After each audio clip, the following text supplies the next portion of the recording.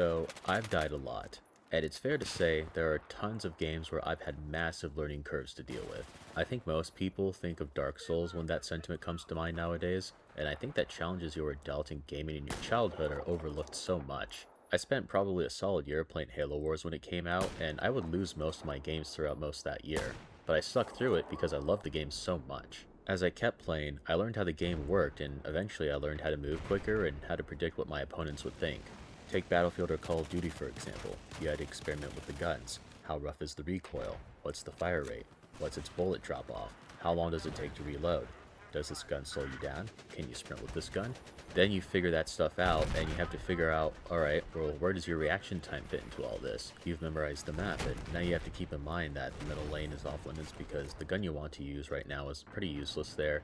The right lane requires a lot of running before you can get there, and maybe get any kills whatsoever if you don't get shot first.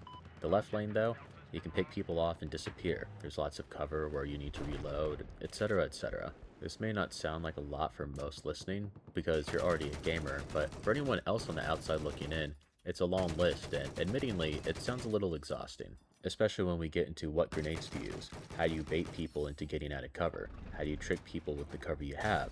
Overall, I would say that as people we are lured into games because it's the entertainment that makes us persistent. Sometimes that means you buy a game to relax and you don't want to be challenged.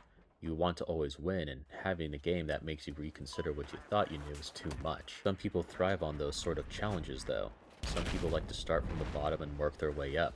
People like to play games when you're forced to adapt, because those situations that force on-the-fly critical thinking strategies change you as a player. More importantly, they can even change you as a person. We've all been there as we watch someone rage because they didn't get their way. And I don't just mean video games. If anyone has flown more than once, chances are you saw someone complaining to the front desk because they were late to a flight and so they missed it. You probably have a friend that complains about getting rejected all the time, or maybe they jump from relationship to relationship, but of course, it's never their fault, right? Or maybe it's a family member. They're very likely an aunt or an uncle, or that very odd cousin that's kind of the black sheep of the family. They can never admit they're wrong about anything whatsoever. Well, those people don't have character traits that allow them to adapt, and so they will never progress or grow as a person. Gaming is the same in that way, and the great thing about gaming is trial and error is fun. Even if it fails, just keep an open mind. Because what does it mean when you as a person never want to be challenged or to be wrong about anything? That you don't want to learn how to do new things, to become better in some way and take risks. It might sound silly, but gaming is a risk-free experience where you don't need to worry about failing. There are games like extraction shooters where it can be really frustrating, but that's the part where you should be saying, it's just a game. Take a deep breath, lower your blood pressure, and try again. So if you have a game you enjoy but you think it's too hard for you, well, I'm here to slap you with the good old adage of get good. Give the game another shot, because most of the time it's a room, an item, a whole area, a strategy of some sort that you're missing. It's something. But it's not the game. The common denominator is you. It's you. You are missing a critical piece to progress. And that's what I love about games. Not every game is a wonderful experience, but when you do find a game that is, you can easily get lost in that experience for hours, and the hardest part is letting go because you got work in 4 hours.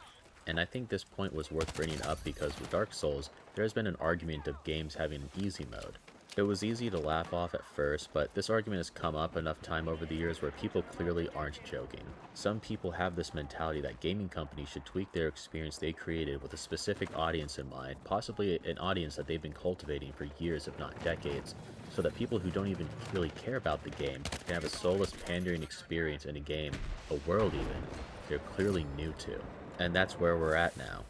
We have reached a level of entitlement with people where they will try to Karen their way to an easier game instead of just moving on to something else. Or better yet, if it's worth crying that much about the game, if you really care about it, perhaps it's worth blaming yourself for why you're doing so poorly. Perhaps you should learn how to play, and then when you do that, you can experience the game the way it was meant to be played. If you just need a break, that's okay. But it's not worth giving up on the things that make us happy, is it?